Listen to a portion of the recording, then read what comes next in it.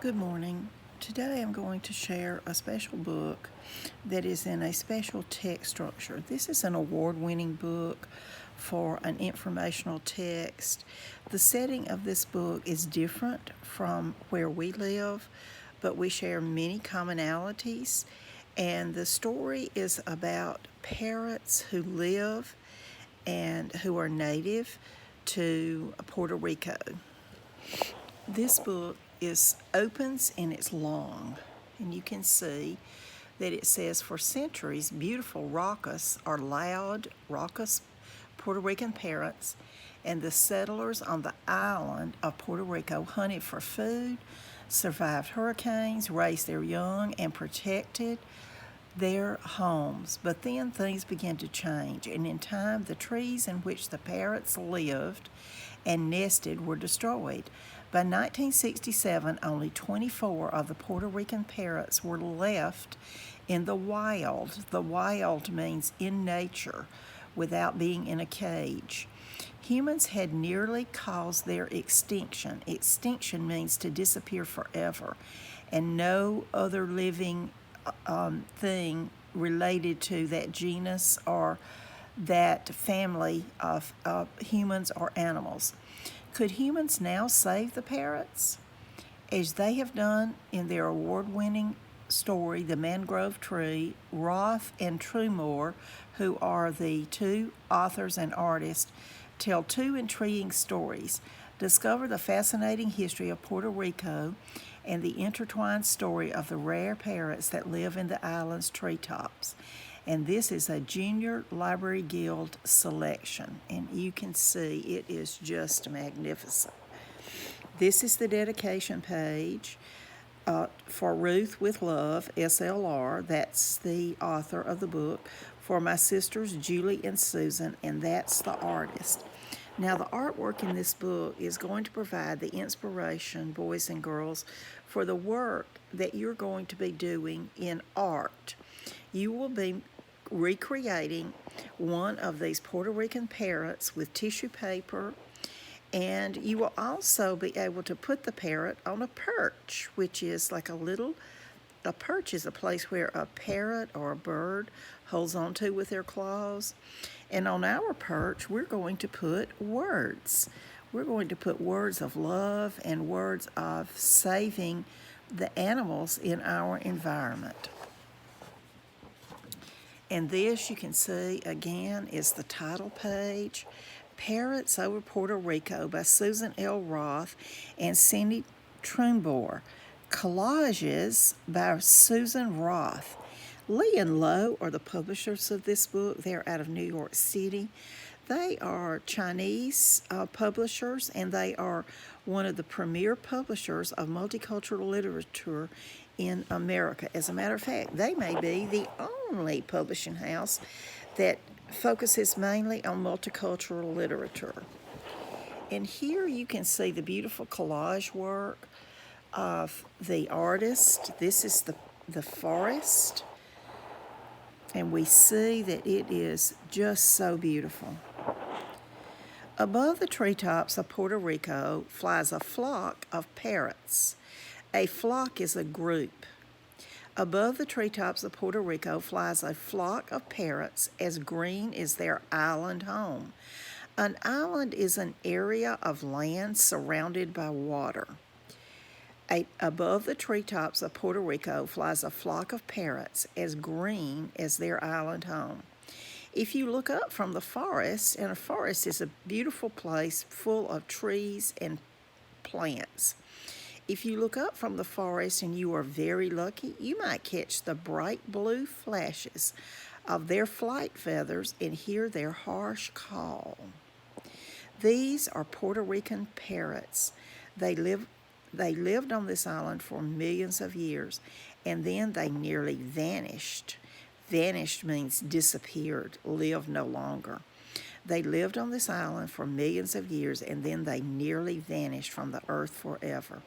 This is their story. Turn to your neighbor and talk about what you know now that you did not know before we read the first couple of pages about the parrots. Thank you for that good collaborative conversation. I'm glad to see that you're talking with your neighbor in Turn and Talk. Let's move on.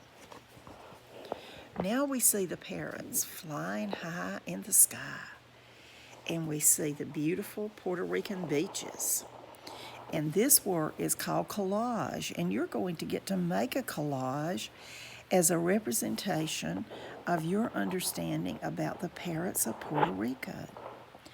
Long before people came to Puerto Rico, hundreds of thousands of parrots flew over the island and the smaller islands nearby. A quack, the parrots called as they looked down for deep nesting holes in the tall trees. Nesting is a place or an area where birds lay their eggs. Down below, waves from the Caribbean Sea and the Atlantic Ocean wash the island's white sand beaches. Delicate orchids, and orchids are beautiful plants that grow on trees. Delicate orchids and wide-spreading ferns, tiny tree frogs, kapok trees. Kapok is a special tree that grows in the jungle areas of places like Puerto Rico.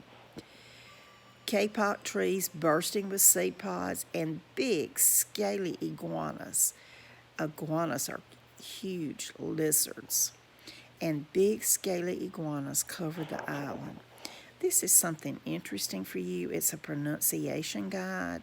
This book is an informational text, and besides having the interesting text structure of being a very long book, this book has some other features, as informational texts often do. It tells us how to say the sound that the parrot makes. A quacka, a quacka. And remember, in the first of the book, we learned that these parrots were raucous, and they were raucous because they were making the sound. Iguaca, iguaca. Let's read on and find out some more information about the parrots of Puerto Rico. And here again, we see that beautiful long page, and we see the areas where the native people of Puerto Rico lived. Iguaca, iguaca, the parrots called as they flew to Sierra palm trees. A Sierra palm tree is a specific tree that grows in Puerto Rico. They flew to the Sierra palm trees to eat their dark, bitter fruit.